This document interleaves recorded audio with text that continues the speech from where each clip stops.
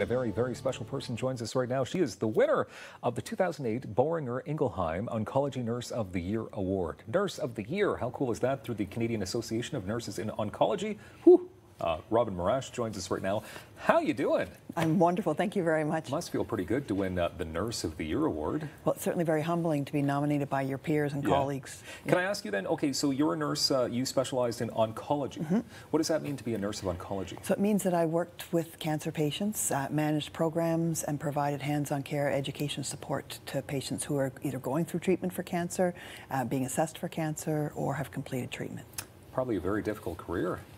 Very interesting, very challenging, but also very rewarding. Okay. So how many years were you a nurse? 35 years all told. 2 years in surgical oncology at the beginning of my career in Toronto.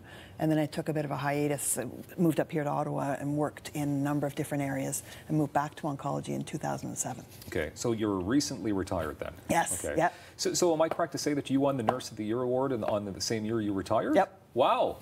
That's a good way to end a career. It's a wonderful way to end a career. It's really...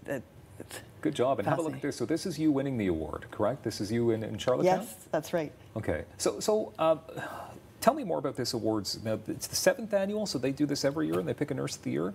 How did you know that you were going to win and be honored? I had an email from a representative from CANO, the Canadian Association of Nurses Oncology, letting me know that I was nominated, which, I mean, that was amazing in itself.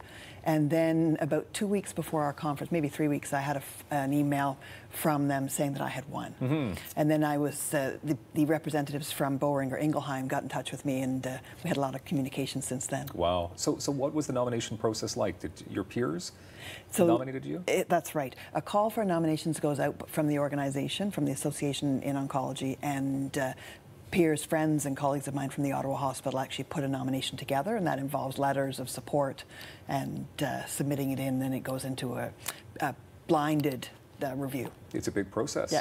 Okay, so I know you're humble. We've chatted before the show here, but so what makes you a winner? What do you have to do to win a Nurse of the Year award? Have some really good friends. Yeah, is that what it is? No, I think that it's being part of a very strong team, working with people and mentoring others and providing support to people.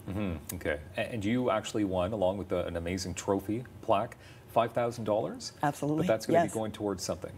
I think I'm going to put it towards going to the conference again next year. Yeah. Because being retired, I still want to keep my hand in. I'm still volunteering with the Canadian Association of Nurses in Oncology, and that'll be a way to keep it going. And you can even fly first class? Oh, yeah. $5 grand, right? Or on points. Or on point, okay. All right, thrifty, good.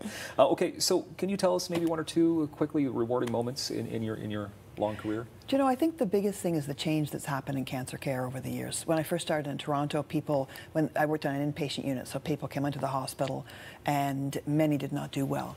Whereas now we see people surviving and going on to live fruitful lives after having cancer treatment. Different lives, but yet they survive the cancer treatment itself. And a number of patients will stand out in my mind. I can imagine. In regards to that, yeah. I can imagine. You must have so many memories, and good and bad. Good and bad. Imagine, but you know what? Lots of fun.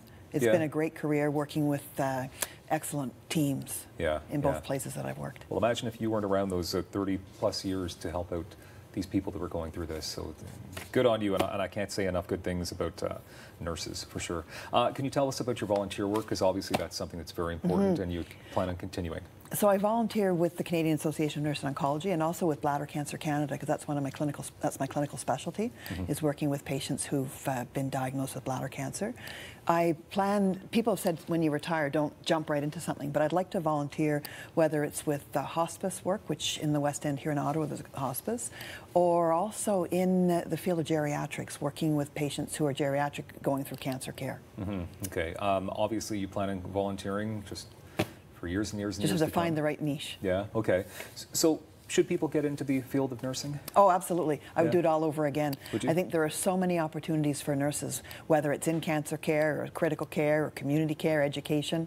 It opens quite a wide doors to you. I went in it because I really thought that there are a variety of different opportunities, and I never knew what I wanted to do when I grew up, but it's led me to this.